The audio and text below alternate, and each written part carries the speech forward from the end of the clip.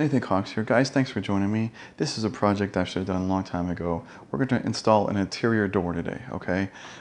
This is very similar to an exterior door install, but there are a couple additional things that goes with the exterior door.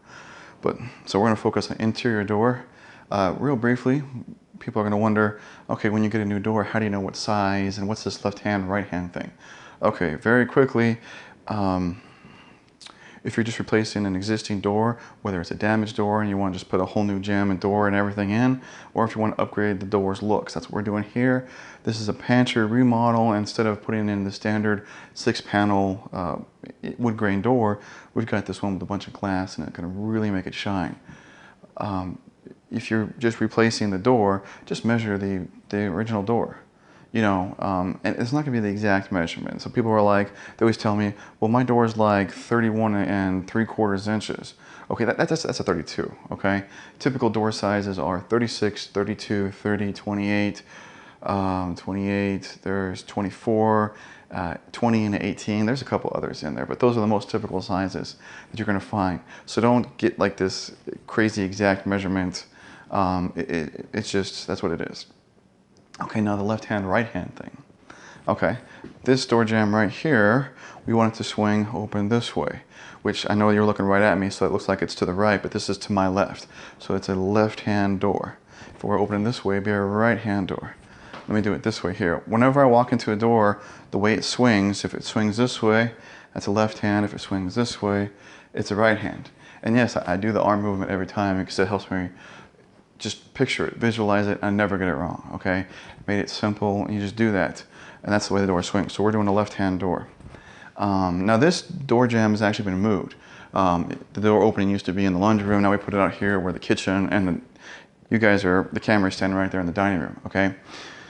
So this has been reframed out. I'm not going to go through the whole how to frame it out and this and that, but basically if you were framing it out, you can always check the door. You go into the store and find the door, the pre-hung door, and it'll tell you what size to frame it to for that door. But typically it's 2 inches bigger this way and 2 inches taller than your actual door, okay? That's a pretty good rule of thumb. Now, let's talk about the kind of door we're installing, or more specifically the jamb. We have a traditional solid jamb door, meaning it's just a solid piece of wood here where the jamb is, and we're going to be nailing it directly into the wall stud. There's another door that has called a split jamb, which the reason for that, it makes a quicker install if you know what you're doing, but it's not as strong as the jamb. Real simple and quickly here, the jamb itself actually splits open in half like that, and you would put one half in, just nailing in through the trim, squaring it up as you do it, of course, and then you slide the jambs back together and then nail in the trim on the other side and you're done, okay? But obviously because you're not nailing directly through here, through the jamb and into the stud, that's why it's not as strong, okay? So your traditional solid jambs are better. Let's go through the tools you're going to need really quickly to complete this project, okay? It never hurts to have a tape measure and a pencil, though I don't know that we're really going to need that. You're going to need a nail set because I'm going to use hand nails to do this and not a nail gun. Now if you have a nail gun, you're thinking, I'm just going to nail it in. Most people have just these little 18 gauge trim nailers, not really strong enough. I have a, it's in the shop right now, but I have a 16 gauge brad nailer with 2.5 inch nails, which I've used to do before. And those seem to be just on that line of being acceptably strong for the door. But most people, if they use a nail gun, it's actually a 15 gauge nail. So please do not complete this project with an 18 gauge brad nailer, okay? The nails are not thick enough. They just aren't, okay? Like I said, this is gonna be nailed directly into the wall stud, so we're gonna need some shims, okay? So I got a couple packages of shims. Never hurts to have 2 packages for a door. These are composite shims. I like these composite shims. They're actually kind of a plastic wood composite type thing, kind of like your decking material almost. You see these grooves in here, which actually, let's go ahead and break this one here just to show you guys. The reason they do that is that, say I need to snap it right there when I'm done. Okay, it helps make break points on them. The advantage to the composite shims is when you're driving the nail through, they don't split like the old wood shims do. Wood shims do have some advantages, but when it comes to doors and windows, I really love these composites. And they're just almost the same price, okay? So we need the hammer and the nail sets. You're gonna need some nails. Okay, what nails you need? You're gonna need thick trim nails. Okay, these are 2.5 inch 8D, okay? I'll go ahead and show you guys that, let it focus in. Try to get the glare off so you can read it. Okay, it doesn't matter what brand you get really. These are maze nails that I'm using. They're good nails, but other than that, let's get the door in. I'll show you how to set it in place and square it up. Okay, you gotta carefully get this puppy in place. Most doors will have, I've already taken off the straps and the cardboard on the side. They'll have these little, some kind of clamps. Sometimes this is a screw here that holds where the door knob goes. Sometimes there's a nail or a screw.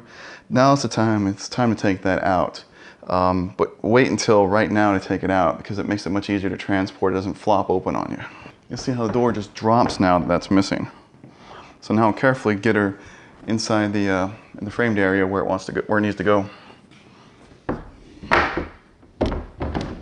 Obviously doing this project never hurts to have a second set of hands helping you hold it. But you can see it is possible to do it by yourself, okay? I have it sitting there. The base is on the flooring right there. We got the wood flooring, so that's right the way it should be. So all of everything is right where it should. I'm not gonna put the shims in just yet. We need a couple nails to stabilize this so we can square it up. Where'd my hammer go? Oh. I put the hammer close by so I could get to it, but it's on the back side of the door so I couldn't find it. All right, so right now, just kind of up towards the top, we're gonna set 3 shim places. You know, most way to the top, towards the middle, most way towards the bottom.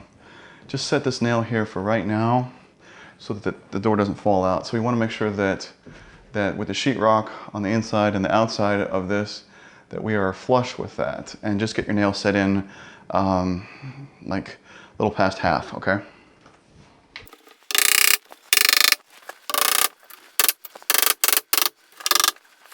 Okay, now the reason I didn't use shims yet and the reason that we just set these nails in a little past half is that now we need to square the door and adjust it. And the top is kind of like one of the most crucial places to do that. It's also where you need to start because it does have the top part of the jamb, which is keeping the distance between both sides correct. Okay, now the bottom part of the jamb is gonna do this until we get down there, okay? But right now, this is holding itself. That's why you start up top. Now, all right, you're gonna close the door and you're gonna look to see, I better move the camera up. All right, now guys, I moved this up and zoomed in a little bit. I hope you can see this all right. You see this line right here across the top? Well, we start off small over here on the hinge side, about 1/8 of an inch. And obviously we grow all the way to about 1/4 of an inch up here, okay? Simply put, doors need to be square, so that needs to be level all the way across. And by doing that, you take the jambs and you either push out the tops one side or the bottom. And as you do it, like if you push it this way, or let's say this way, it kind of lifts up this side, and you get what I'm saying, I think. Okay. So what we need to do is, we're actually going to start by, because our gap here and here is pretty even, I could, you know, try to push this side over that way and squeeze it over, but I think I'm actually gonna go to the bottom and do that.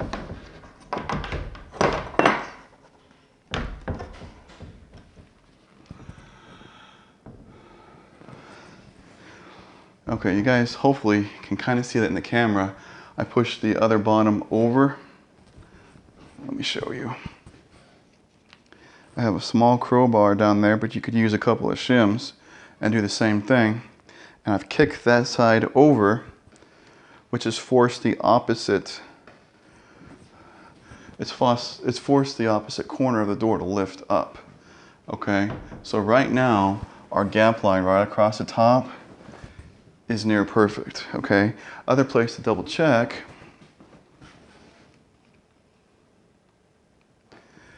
that things are lining up when you have a pre-hung door, so it's built from factory with the jamb, your latch here, your strike plate area, and both the door and the jamb should line up, okay? Right now the door is just a little bit above it, which isn't bad because doors normally kind of drop a little bit, you know, from their own weight over time.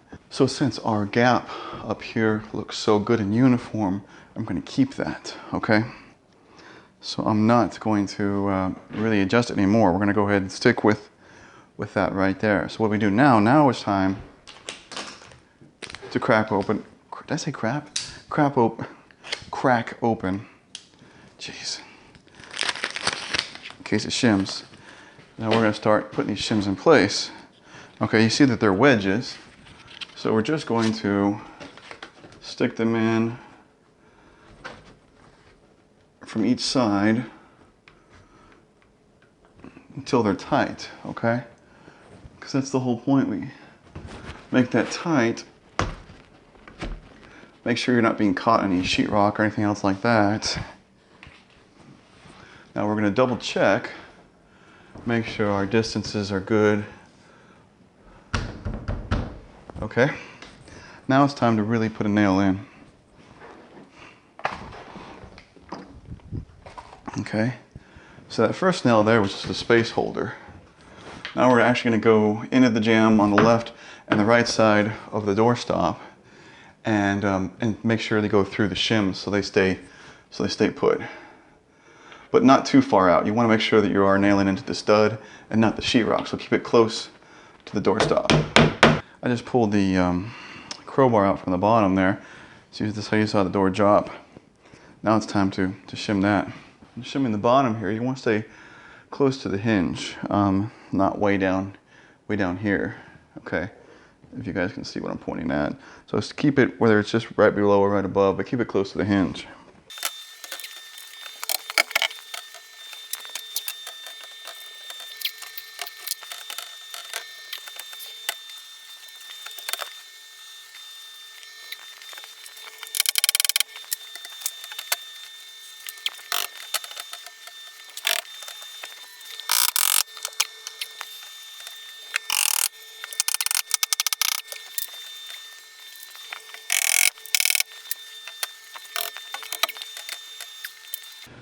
Alright guys, I did some time lapse there. Thank God for time lapse.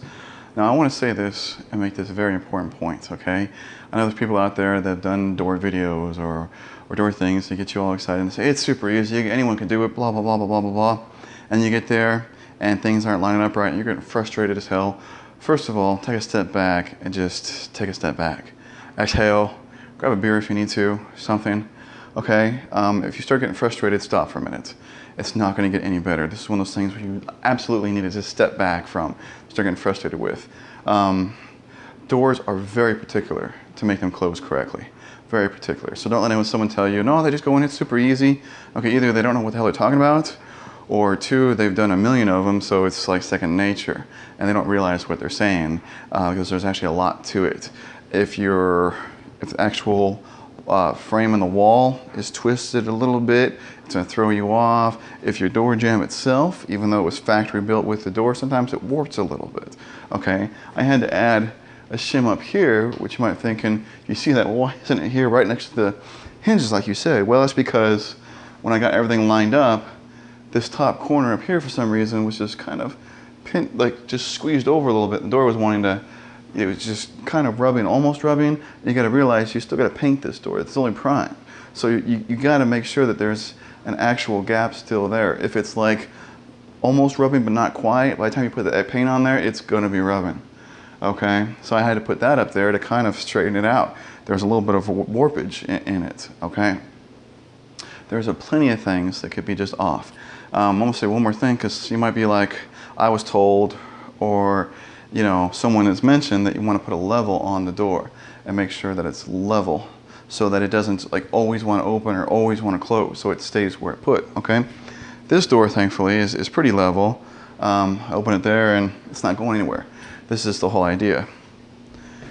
If you put the level on the door this way, so that it either goes this way or that way, is whether it's going to stay open or stay closed all the time, no matter where you put it. That's kind of a debatable thing, because the problem is, okay, let's say that the wall is not level, okay, but you want to make the door level so that it stays put, just like I showed you. Well, now the door and the wall, they're not going to be like this, they're going to be like this, which means when you put the trim on, it's going to kind of kick the trim out. You know, now maybe it's off by just a hair, and then when you set the door in place and you want to put that level on there, you can kind of hide it with the trim. But honestly, most of the time I just go with the wall because I want the trim to lay nice and flat. And if the door opens a little bit or closes a little bit, I'm one of those people that just like, you know, I'd rather the trim lay flat than try to be like crazy perfect level. You know, and now the trim is a little cockeyed. I don't know, it's whichever one you guys want to do. I'm gonna stop talking about that. Other than that, you guys see the door is done. I've got a nice even gap all the way around. The door closes well. It's just about done. Only thing left is to snap the shims off and put the trim up. Okay, this isn't a trim video, this is just a door install video. So I'm done here. Guys, I hope you liked this video. I hope it helped you size up your project and feel enough confidence to do it yourself.